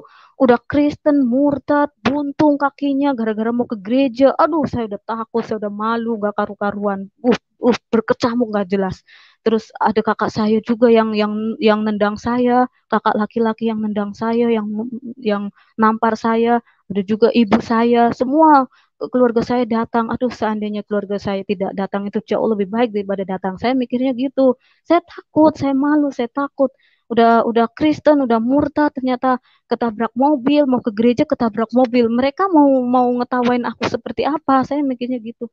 Tapi ya sudah, akhirnya operasi berjalan lancar. Akhirnya saya pulanglah ke rumah. Setelah saya pulang ke rumah majikan, ibu saya sebagai orang tua mau saya dirawat di kampung karena bentuk sebagai tanggung jawab dia, karena saya kan anaknya, jadi saya mau dia yang merawat. Tapi majikan saya juga pengen ngerawat saya juga karena dia sakitnya kan di rumah, jadi merasa tanggung jawab juga, dan dari segi rohani takut juga. Kemarin aja udah digituin gitu loh, udah disiksa. Ini gimana, apa mau ngurus apa enggak? Jadi semua dua-duanya ingin ngerawat saya. Nah, akhirnya keputusan ada pada diri saya. Saya ya biar bagaimana, saya tetap menghargai ibu saya. Gak enak kalau saya di situ juga kan. Saya juga menghargai ibu saya. Akhirnya ya saya pulang ikut ibu. Akhirnya saya ikut pulang ikut ibu, ikut kakak-kakak saya. Setelah sampai di rumah, waduh, semua tetangga pada ngeliatin. Semua ada saya, rumah saya itu dilempar batu, dilempar apa tanah gitu. Tapi saya diam. Terus kalau saya berjemur kan harus berjemur supaya tulangnya bagus, vitamin D kan dari sinar matahari. Eh, semua orang pada sinis lihatnya. Ya udahlah, saya telan aja itu. Apa namanya, di situ saya nggak berani baca firman Tuhan, nggak berani. Tapi firman yang dulu-dulu pernah baca itulah yang saya ingat-ingat, karena kalau baca saya benar-benar nggak berani nyebut Yesus juga nggak berani. Saya hanya diam diri di situ. Nah, kebetulan bertepatan dengan Lebaran. Akhirnya kakak-kakak saya berkumpul semua yang dari Jogja pulang. Nah, dari situ saya mulai awal-awalnya saya masih baiklah dirawat. Apa adik saya yang paling terakhir itu yang paling bontot, dia mau ngasuh saya, mau mandiin, mau nyuciin baju. Waktu itu sumur saya ngambil air tuh pasti pakai timba. Nah, adik saya tuh yang nimbain air buat mandi, buat nyuciin baju, punya semua yang ngurus. Itu di hari itu yang awal-awal, bulan awal. Nah, pas sudah bulan terakhir, penyiksaan demi penyiksaan mulai datang. Lalu saya datanglah kakak saya yang perempuan yang dari Jogja. Dia mulai bilang begini, kamu orang Kristen, kalau memang Yesus itu Tuhan, coba lu bangun dari tempat tidur tanpa tongkat, tongkatnya diambil. Tanpa tongkat nih, tongkatnya saya ambil. Kalau memang tuh Yesus itu Tuhan, coba panggil Yesus. Gak usah kalau mau mandi jangan minta tolong sama adikmu, tapi mintalah sama Yesus. Kalau mau nimba air, Yesus saja yang nimbain. Kalau mau nyuci baju, Yesus saja yang nyuci baju. Jangan minta tolong sama adik-adikmu. Kan kamu punya Yesus. Terus saya nggak bisa jawab. Terus ayo bangun, saya disuruh paksa bangun, suruh jalan dari tempat tidur ke sumur. Sumurnya itu agak jauh karena di luar rumah. Saya tetap nggak bisa. Saya harus pakai tongkat karena itu baru operasi. Tapi saya nggak bisa ngomong, saya cuma nangis. Saya nggak bisa ngomong, dia kesel, makin kesel, makin kesel. Akhirnya tongkat yang dia pegang, dia digebuk di punggung saya. Saya digebuk pakai tongkat itu. Aduh, saya merasa sakit, terus merasa takut. Ini saya gimana? Mau lari nggak bisa, mau kabur ke Jakarta nggak bisa. Ya udahlah, saya hanya berdoa. Terus sudah, pokoknya saya di situ dijadiin bulan-bulanan hinaan, cacian, makian gitu. Terus menerus. Hanya saya bilang ke Tuhan, saya kan kadang udah nggak kuat ya. Saya bilang ke Tuhan, Tuhan, kok keluarga saya kayak gini amat sih? Orang lain aja sayang sama saya. Kok masa keluarga sendiri begini? Eh, kalau dibilang jahat ya memang jahat. Perlakuannya gini amat, mentang cuman hanya gara-gara saya apa Kristen. Terus akhirnya firman Tuhan bilang yang jauh-jauh hari sebelumnya saya udah dibekali oleh kakak yang dari gereja.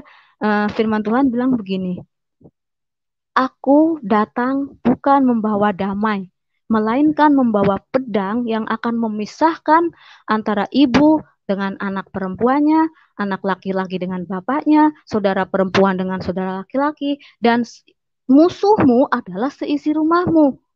Oh, jadi kejadian seperti ini sudah ada di dalam firman Tuhan dan saya sudah baca sendiri, diajarin juga sama kakak-kakak yang itu. Oh, ya sudah. Dari situ saya kuat lagi. Ya udah, saya kuat, saya kuat, saya kuat. Begitu penyiksaan, saya nggak baca firman waktu itu, takut, boro-boro pegang Alkitab. Nyebut Yesus pun saya takut. Nah, terus penyiksaan datang lagi, saya udah mulai lemah, saya udah lemah fisik, lemah, semua lemah. Firman Tuhan bilang, Allah enak kamu belum sampai mencucurkan darah. Lihat Stefanus saja sampai mencucurkan darah, dia sampai mati. Lah kamu kan belum mencucurkan darah, kamu juga masih hidup, udah kuat lagi. Nah, pas hari terakhirnya, ibu saya datang ke kamar. Itu waktu itu saya habis mandi. Tapi adik saya tetap baik, walaupun udah dilarang jangan nolong, tetap dia tolong. Karena saya memang nggak bisa ngapa-ngapain. Saya tuh masih pakai tongkat. Tangan saya tuh, kaki saya belum boleh napak ke tanah. Jadi masih dibantu dua tongkat. Itu juga saya harus perlu fisioterapi. Karena kan berbulan-bulan saya kakinya lurus terus waktu di gips. Itu harus ada fisioterapi yang supaya kakinya itu elastis lagi. Jadi itu butuh itu, tapi saya nggak punya. Jadi saya fisioterapi sendiri aja di rumah gitu. Nah, saya masih butuh itu, tapi tiba-tiba ibu saya datang ke kamar. Ibu datang ke kamar, saya habis mandi asar, dimandiin adik saya, dicuciin bajunya sama adik saya, ditimbain air buat saya oleh adik saya. Ibu saya datang ke kamar. Terus ibu saya datang sambil nangis, sambil bersimpuh di kaki saya. Seorang ibu datang kepada anaknya sambil menangis, sambil bersimpuh. Terus sambil bilang begini, Ena, kamu itu anak saya. Saya kandung 9 bulan, lalu saya lahirkan, lalu saya susui. Apakah ini balasan kamu ke ibu? Waduh, di situ saya hancur hatinya. Di situ saya nangis, saya nggak bisa nggak nangis. Air mata saya memang berlinang. Terus dia bilang, Ena, coba kamu pikir-pikir lagi.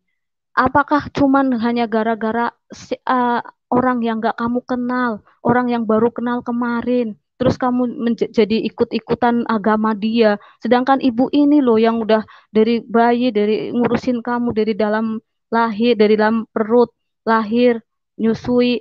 Kamu tahu nggak, waktu saya melahirkan kamu itu taruhannya nyawa antara hidup dan mati. Tapi kok balasannya itu seperti ini, sambil nangis, sambil meraung-raung, sambil sujud-sujud di kaki saya. Oh Tuhan, kalau seperti ini apa saya kuat? Tapi saya akhirnya saya bingung melihat ibu saya seperti itu. Gimana saya? Saya menjadi anak durhaka. Saya merasa begitu pada saat itu. Tuhan, di sisi satu saya tidak mau jadi anak durhaka, tapi di sisi lain saya tidak mau menyangkal. Saya jadi bingung. Akhirnya saya bilang ke Tuhan begini, Tuhan Yesus, boleh nggak saya pura-pura kembali ke Islam? Karena itu permintaan ibu saya. Ibu saya cuma minta saya kembali ke Islam. Baca syahadat, asyhadu alla ilaha illallah wa asyhadu anna muhammadar rasulullah. Tinggalkan Isa, tinggalkan Yesus, ikut Muhammad dan Allah. Itu maunya ibu saya. Boleh nggak saya pura-pura aja? Pura-pura kembali ke Islam. Pura-pura baca syahadat. Itu cuma untuk nyenengin ibu saya dan merawat saya sampai saya sembuh. Kalau saya sudah sembuh, saya sudah bisa jalan kaki, saya balik lagi ke Jakarta, nanti iman saya kembali lagi kok. Saya cuma pura-pura sampai saat ini. Saya lagi berdialog sama Tuhan. Saya minta supaya ada semacam keringanan begitu. Tapi tidak, Isa Al-Masih, Yesus Kristus nggak bilang begitu, nggak mau kompromi. Tetap diingatkan, jikalau engkau menyangkal aku di hadapan manusia, aku akan menyangkal kamu di hadapan Bapakku. Oh, dari situ saya nangis. Saya juga, aduh, saya bingung. Tapi saya tidak ada jalan lain. Akhirnya saya bilang ke ibu saya, Ibu, saya tahu kalau waktu ibu melahirkan saya, itu taruhannya nyawa antara hidup dan mati. Tapi Bu, sedang Isa Al-Masih itu mati di kayu salib untuk menebus dosa saya. Sehingga saya bisa masuk surga berkat dia. Jadi maaf Bu, saya bukannya mau durhaka atau apa. Saya maaf banget tetap ikut Isa Al-Masih. Oh, jadi kamu tetap Isa Al-Masih? Iya, oh ibu saya teriak sekenceng-kencengnya dan akhirnya saya diusir. Kalau begitu enak, mendingan kamu pergi dari sini. Ternyata di depan itu sudah ada angkot dan baju saya itu udah dirapihin. Ya saya nggak tahu siapa yang ngerapihin. Dan puji Tuhan di dalam kok tas saya itu ada Alkitab. Ternyata Alkitabnya itu ikut dimasukin ke situ ke dalam buku baju-baju saya. Hanya saya diusir dari rumah pada saat saya masih buntung. Kaki saya masih masih sakit pasca operasi. Akhirnya saya dipapah menuju ke angkot. Setelah diangkot, kasih uang ke sopir sama dibilang, Pak sopir, tolong turunin dia di terminal. Iya, dan tidak ada satupun orang yang ikut nganterin saya. Saya dilepasin begitu aja. Akhirnya saya pergi sama angkot itu sampai ke terminal. Begitu nyampe di terminal, kan ada tas. Saya bingung. Saya nggak bisa bawa tas, bawa badan aja udah susah payah. Tongkat kiri kanan, kaki belum boleh napak, belum boleh nginjek tanah. Ini gimana mau bawa tas? Udah, terus akhirnya dibantulah sama petugas bis. Mbak mau kemana? Mau ke Jakarta, ke sini, terminal ini. Ya, terus akhirnya dibawain lah tas saya, beli tiket, dia yang beli tiket, terus dibawa tas saya dibawa ke bis. Lah, saya sendiri bingung mau naik bis. Naik bisnya itu kan berundak-undak, sementara undakannya itu kan tanggung, nggak bisa buat kaki sama kedua tongkat kiri kanan, nggak bisa, sempit. Kalau saya mau lompat dari tanah ke yang paling tinggi, ya nggak akan sanggup. Udah saya di situ nangis. Tuhan Yesus, saya tidak bisa naik di sini. Saya gimana caranya? Terus akhirnya ada bapak-bapak yang baik. Terus dia bilang, Mbak mau naik? Iya, ayo saya gendong. Akhirnya ada bapak-bapak yang gendong saya dan ada bapak-bapak satu lagi yang bawa tongkat saya. Hanya naiklah saya ke bis itu. Ya, Tuhan diberkatilah orang yang menolong saya. Akhirnya saya naiklah bis itu. Begitu sampai di bis, saya duduk di paling pinggir deket pintu supaya saya kalau mau keluar gampang. Lalu saya di rest area, berhentilah bis itu dari rest area. Jadi saya namanya sepanjang perjalanan itu, saya ada keinginan mau ke toilet gitu. Saya bingung lagi, gimana saya turunnya? Itu bisnya itu tanggung, undak-undakannya itu tanggung, nggak panjang, nggak lebar, yang nggak muat buat badan saya dan tongkat saya, nggak bisa. Saya kembali lagi nangis. Nah, orang tadi itu deketin saya. Mbak mau ke toilet ya? Iya, tapi saya nggak bisa. Ayo saya gendong. Akhirnya saya digendong lagi sampai ke toilet. Ditungguin sama bapak itu. Digendong, ditungguin, dikasih tongkatnya. Terus digendong lagi sampai ke bis. Sampai akhirnya tibalah di Terminal A di Jakarta. Setelah saya turun di terminal, tasnya diturunin sama si Pak Konde. Lah, saya nggak bisa bawa tas. Gimana cara bawa tas? Bawa badan aja susah. Terus akhirnya untungnya, bukan untung sih ya, ya puji Tuhan, jarak antara terminal itu sampai ke majikan saya itu nggak terlalu jauh, bisa dijangkau jalan kaki, nggak terlalu jauh. Jadi kalau angkot bisa, jalan kaki juga bisa, walaupun jauh, tapi masih kejangkau. Kalau saya naik angkot, saya mikir, begitu turun dari bis saya udah nggak sanggup bawa koper, tas.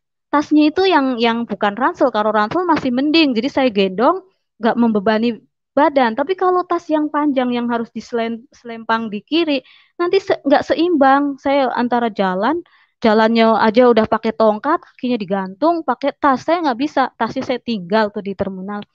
Saya balik lagi ke rumah itu, jalan kaki. Karena kalau saya naik angkot, itu angkotnya itu angkot kecil, angkot-angkot kecil yang bukan bis. Jadi saya naiknya bingung, apalagi kalau angkot kecil nggak ada kernek, adanya sopir. Mana ada sopir mau bantu-bantu saya, belum tentu. Saya jadi antara mau dan enggak. Jadi daripada repot, saya jalan kaki. Akhirnya saya jalan kaki. Saya jalan kaki dari terminal ke rumah dia. Begitu saya sampai rumah, saya masuk ke rumah, ternyata rumah itu kosong. Cuman ada pembantu doang, pembantu yang baru. Saya tanya, ibu-ibunya semua pada kemana? Pada lagi keluar negeri. Hah, kan waktu itu bertepatan dengan Natal, Tahun Baru. Jadi ya Lebaran iya, Natal iya, Tahun Baru iya. Jadi saya Lebaran, mereka Tahun Baru sama Natal pergi ke luar negeri. Aduh, Tuhan. Kalau saya kan waktu itu zaman belum belum ada HP, jadi saya komunikasi juga susah. Saya kalau di sini saya nggak enak sama pembantunya ini, dia nggak kenal saya. Nanti saya di sini numpang. Terus yang ngurus saya siapa? Yang ngasih makan saya siapa? Masa iya saya mau membebani dia? Sementara saya mau telepon majikan saya nggak tahu nomornya, terus nelfonnya juga bagaimana? Zaman dulu belum ada, tahun 2003 belum ada handphone secanggih sekarang. Aduh, saya putuskan untuk kembali lagi ke terminal A itu yang saya tuju.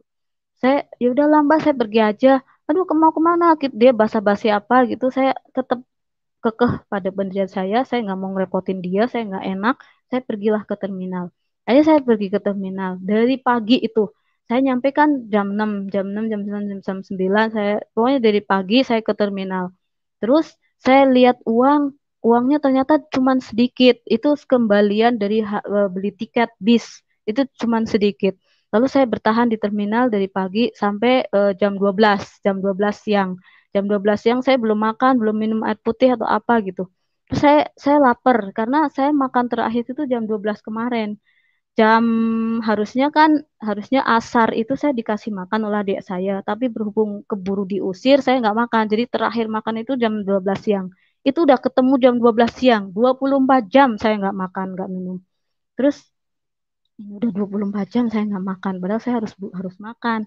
Saya juga harus urus ini kaki saya, tulang kaki saya juga harus ada nutrisi supaya bisa tumbuh, harus ada vitamin juga, mineral. Tapi gimana bisa orang saya aja nggak ada uang, tapi kalau sambil saya pakai uang ini, nanti saya gimana kehidupan selanjutnya? Saya mikir, mikir, mikir. Terus pas saya lagi mikir, firman Tuhan bilang, eh, manusia hidup bukan berdasarkan roti saja, tetapi dari firman Tuhan yang hidup. Nah, baru dari saya tenang. Oh iya ya, kan ya udahlah. Saya kan ada Alkitab tadi. Jadi waktu saya di terminal mau ninggalin tas, itu ternyata saya lihat ada Alkitab, saya bawa. Saya baca Alkitab. Ya udahlah, saya tidak makan karena manusia hidup berdasarkan bukan dari roti saja, tetapi firman. Ya udah, saya baca firman. Saya sedang lapar 24 jam gak makan, saya baca firman. Udah, firman inilah yang memberi saya hidup. Setelah itu saya pengen ke toilet. Saya lihat uang. Waduh, kalau saya bolak-balik toilet, uang saya lama-lama habis karena kan bayar. Terus oke, saya nggak bisa makan dari firman. Tapi kehidupan saya yang lain bagaimana Tuhan? Saya mikir, Tuhan, nanti setelah uang ini habis gimana ya? Eh, Gimana ya kalau uang ini habis? Terus saya lagi mikir-mikir begitu, saya akhirnya mikir, ya udahlah, seandainya uang ini habis, nanti saya mau jadi pengemis aja. Kan di terminal suka ada tuh orang yang minta-minta. Nah, saya tidak ada jalan lain selain jadi pengemis. Tuhan, nanti saya jadi pengemis aja deh kalau uang ini habis. Jadi uang ini saya irit-irit. Kalau lapar kan bisa baca firman, tapi kalau terpakai untuk toilet, uang ini habis, saya mau jadi pengemis. Nah, pas saya lagi mikir saya mau jadi pengemis, firman Tuhan datang lagi. Dibilang begini, tidak akan dibiarkan orang benar meminta-minta roti. Dek gitu. Hah?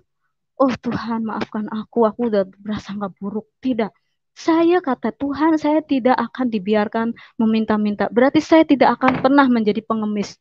Tidak, saya tidak akan pernah menjadi pengemis. Oh, baik, baik, baik. Terus Terus akhirnya saya mikir, kan waktu bertambah dari jam 1, jam 3, jam 4, jam 5, jam 6, sampai jam malam, jam maghrib. Sampai maghrib saya belum makan. Sampai maghrib uang itu habis untuk ke toilet. Walaupun saya beli air minum karena haus. Nah, kalau makin banyak minum, makin banyak ke toilet. Tapi kalau saya nggak minum banyak, saya lapar. Akhirnya saya bingung. Kalau saya bilang, Tuhan bilang, manusia hidup bukan berdasarkan roti, tapi firman. Oke, Tuhan, saya mau jadi pengemis karena hanya itu satu-satunya cara untuk mendapatkan uang. Tapi Tuhan bilang tidak akan dibiarkan orang benar meminta roti. Saya lagi bingung. Tiba-tiba firman Tuhan datang ke pikiran saya. Dia bilang begini, Enah, lihat burung di udara. Burung di udara itu tidak pernah mencangkul. Burung di udara itu tidak pernah menanam. Burung di udara tidak pernah menyiram. Tetapi waktunya makan, dia makan.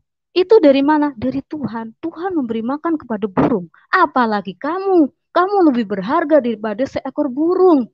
Oh iya, iya Tuhan. Saya lebih berharga dari seekor burung. Saya tetap akan percaya pegang janjimu. Ya udah. Akhirnya setelah itu saya hanya percaya firman Tuhan, walaupun sebenarnya saya 24 jam itu jam 12 loh. Begitu jam 9 malam itu udah berapa jam? 30 jam ada kali saya nggak. Pas jam 9 malam, oh di saat saya udah nggak ngerti lah mau gimana. Terminal tuh udah mau tutup. Ya. Ya. Ya, tadi tolong diulang sedikit karena sempat terputus suaranya. Gimana? Oke. Tadi kan dari jam 12 ke jam 12 itu 24 jam. Dari jam 12 ke jam 9 malam itu udah berapa jam tahu? Lebih dari 25, bahkan mungkin 30 jam. dari 30 jam saya tidak makan, saya tidak lapar karena ada firman Tuhan. Manusia hidup bukan berdasarkan roti saja, tetapi firman Tuhan. Jadi saya bisa bertahan tidak lapar lebih dari 30 jam karena saya baca firman. Nah, tetapi saya khawatir tentang masa depan yang lain. Saya bingung, saya baju itu cuma sepasang. Yang baju yang saya tinggalkan itu udah nggak ada. Saya bingung, Tuhan, masalah makan selesai, masalah toilet selesai. Tapi ini masalah baju. Masa iya saya baju ini terus. Tahu nggak terus firman Tuhan itu datang lagi. Dia bilang, lihat bunga bakung di padang. Bunga bakung tidak pernah memintal. Bunga bakung tidak pernah menjahit, tetapi diberi keindahkan bahkan lebih indah dari pakaian Salomo. Kenapa kamu takut? Kenapa kamu khawatir, Ena? Serahkanlah kekhawatiranmu kepada Tuhan. Oh iya, maaf Tuhan, saya udah khawatir, udah berprasangka buruk. Nah, itu udah jam 9 malam, terminal udah mau tutup. Datanglah dua orang preman, preman terminal, lengkap dengan pakaian-pakaian khas preman. Datang menghampiri saya. Saya ketakutan. Takutnya saya diusir karena ini udah malam gitu. Kalau dia mau nakal sih kayaknya enggak, tapi minimal diusir, pasti saya diusir. Jadi saya takut. Preman ini bilang, Dek, gak usah takut. Gak usah takut. Saya mau tanya baik-baik kok, gak usah takut. Akhirnya saya ditanya, kamu namanya siapa? Enak. Kamu dari mana? Mau kemana? Lah saya bingung mau jawab. Saya bingung kalau saya apa jawab eh, latar belakang saya dulu saya pernah tinggal di rumahnya kan agak dekat. Nanti saya takutnya dibalikin lagi paksa ke situ kan. Jadi asalnya nggak mau ngomong tentang rumah itu. Saya cuma bilang saya diusir dari rumah. Eh, Dalam kondisi seperti ini saya diusir dari rumah karena saya Kristen. Oh, kamu Kristen? Iya, saya juga lihat kamu bawa Alkitab. Dia bilang makanya saya deketin kamu. Iya, ini saya diusir dari rumah karena saya Kristen, diusir dari rumah. Jadi saya nggak tahu mau kemana. Terus akhirnya, yaudah kamu ikut saya. Dibawalah saya oleh kedua preman ini. Namanya Lau, Lau Lau Mangunsong apa? Iya, orang Batak. Terus dibawalah saya ke rumah dia. Pas di rumah dia itu anak-anak muda lagi kumpul. Ya sesama orang terminal juga. Terus masih ada sisa-sisa botol-botol minum, bir apa segala. Lah, sudahlah saya masuk ke sini aja. Dia baik, saya yakin dia pasti baik, kayak nggak akan ngapa-ngapain. Benar, akhirnya saya disuruh masuk, dikenalin sama teman-temannya. Terus akhirnya saya suruh mandi. Ya saya ngikutin aja apa suruh mandi saya mandi, mandi di rumah itu. Terus nah setelah mandi tiba-tiba ternyata dia itu manggil tetangganya. Tetangganya orang Batak juga manggil terus aku dipanggil di situ. Terus dikenalin setelah mandi dikenalin. Kenalkan ini warga sini. Napi Tupulu namanya gitu. Oh iya, kenalan. Nah, terus saya ceritalah latar belakang saya begini begini begini. Akhirnya, yaudah kamu tinggal di rumah saya, kata Ibu Napi Tupulu ini. Iya, akhirnya saya tinggal di rumah itu. Saya tinggal di rumah itu udah ada eh, pokoknya saya tinggal selama dari sakit sakit sampai enggak. Saya tinggal di rumah itu sampai sembuh, kaki saya sembuh. Setelah kaki saya sembuh, dia bilang, kamu harus belajar firman Tuhan lebih dalam lagi. Jadi kamu saya kirim ke gereja. Akhirnya saya dikirim ke gereja dan saya tinggal di gereja itu sampai saya udah sembuh, sudah sembuh, kaki saya udah bisa jalan. Waktu saya disuruh tinggal di gereja, kaki saya udah jalan. Kaki saya udah jalan. Terus saya di situ di gereja itu saya ketemu sama jemaat jemaat gereja itu. Terus jemaat gereja itu bilang kepada saya, kamu mau kan saya ditanya, saya ceritain lah kronologisnya dari awal sampai akhir saya terima Yesus gitu. Terus akhirnya dia bilang, menurut saya sih kamu pintar, kamu mau nggak sekolah? Saya bilang mau, saya mau sekolah Alkitab, saya bilang gitu. Oh, mau sekolah Alkitab? Iya. Tapi kalau saran saya, kamu jangan ambil langsung Alkitab. Kamu sekolah sekuler aja dulu. S2-nya baru Alkitab. Seperti saya. Saya S1-nya sekuler. S2-nya baru Alkitab. Mau ya kamu begitu? Ya udah saya mau. Terus ambil ijazahnya. Saya lihat pas saya ambil ijazahnya ternyata ijazah SMP. Lah dia bingung loh. Ternyata kamu SMP, kirain SMA. Makanya saya tawarin kuliah.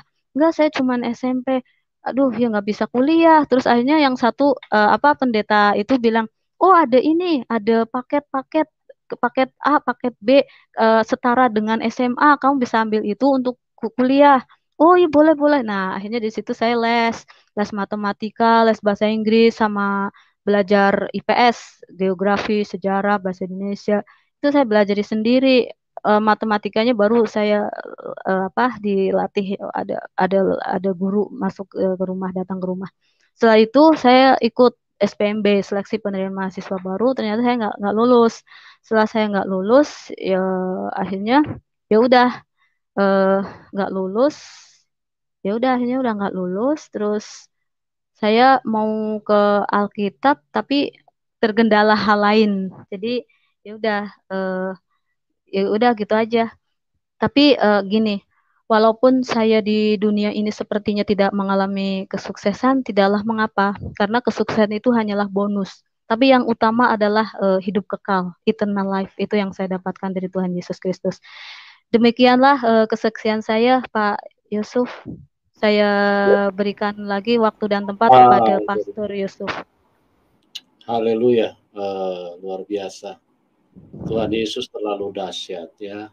Iya. Jadi Mbak Ena telah menyaksikan bagaimana keajaiban dan bagaimana Roh Kudus yang menjamah kehidupannya dari seorang yang antikris, artinya seorang yang tidak meyakini bahwa Tuhan Yesus itu adalah Tuhan satu-satunya, tapi oleh karena kuasa Roh Kudus yang terjadi, yang bekerja, maka beliau saat ini sudah menyerahkan hidupnya kepada Tuhan Yesus.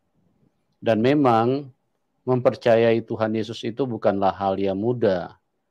Karena iblis pasti akan marah besar, ya. Karena hanya Tuhan Yesus yang bisa bawa kita ke surga. Jadi kita lihat saja waktu Tuhan Yesus turun ke dalam dunia, iblis marah besar, sehingga pada waktu itu orang-orang yang ada di Israel, orang-orang yang keturunan Abraham, mereka itu tidak menerima. Karena apa? Karena pikiran manusia itu dikuasai kegelapan.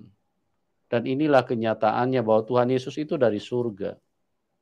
Dan karena manusia kalau dia tidak berbalik sungguh-sungguh dan kalau dia tidak mendapatkan kasih karunia Tuhan, tetap saja mereka tidak akan mengenal Tuhan.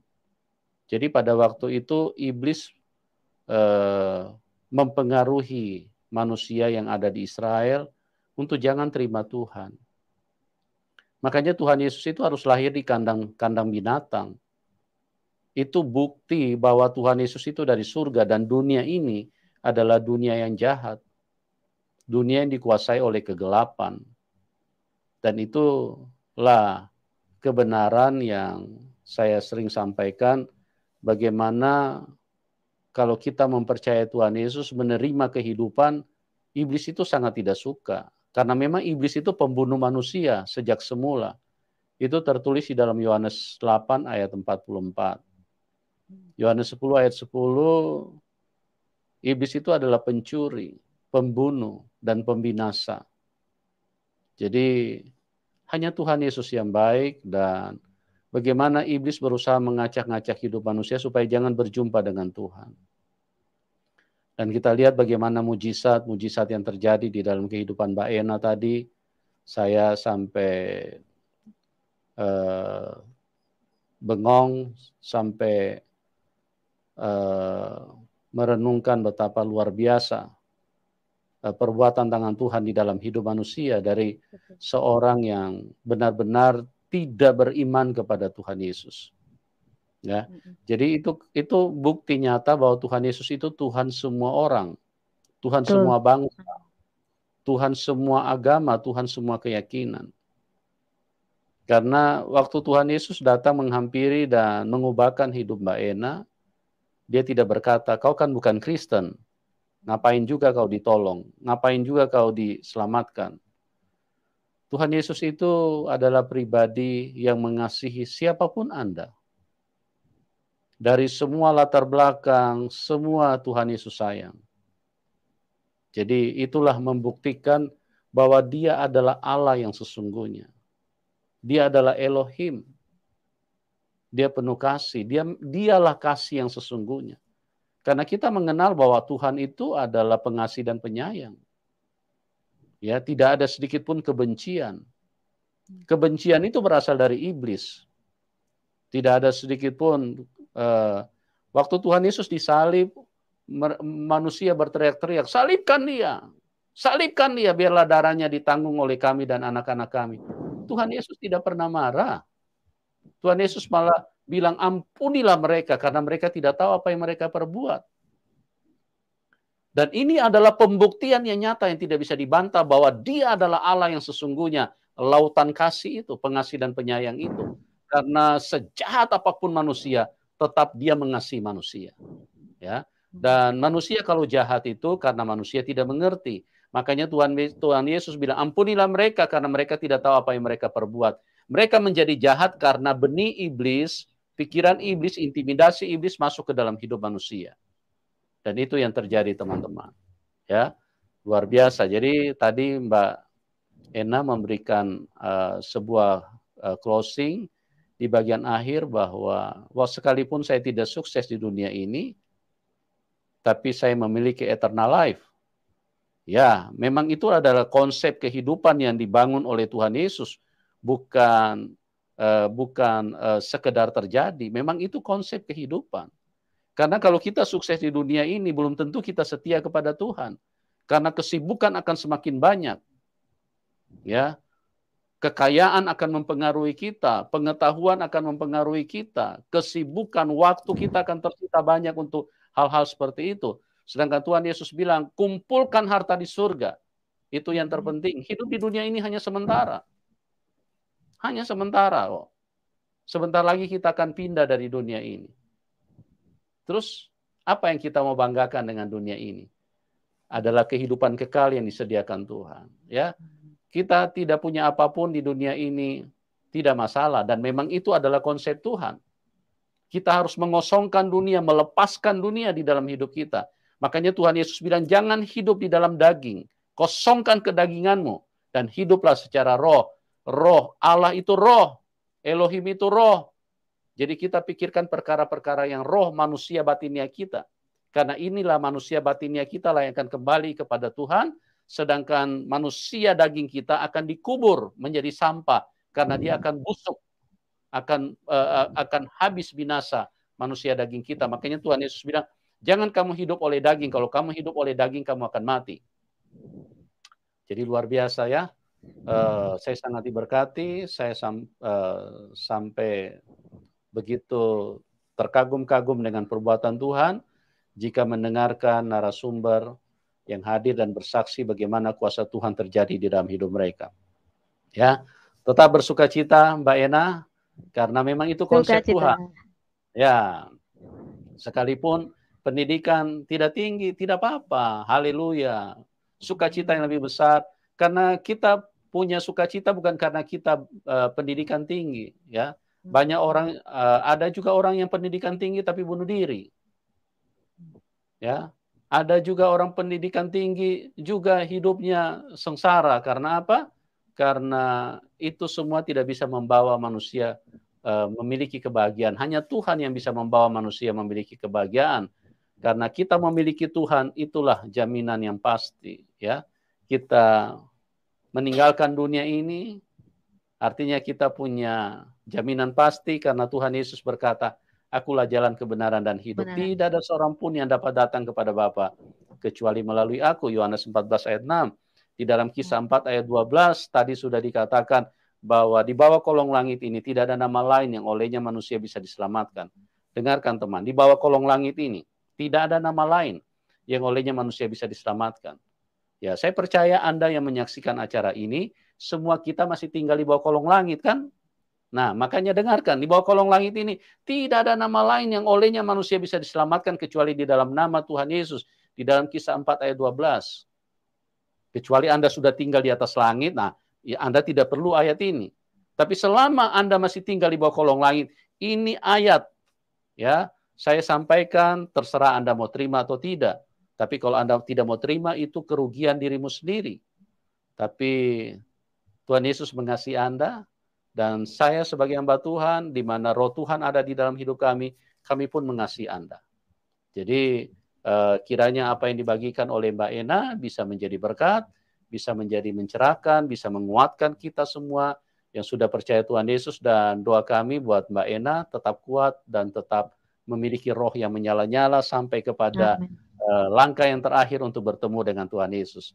Dan bagi Bapak Ibu yang diberkati, yang ingin mendukung Mbak Ena, nanti nomor rekeningnya kami taruh di layar deskripsi ya. Dan silakan Bapak Ibu nanti bisa salurkan ke situ.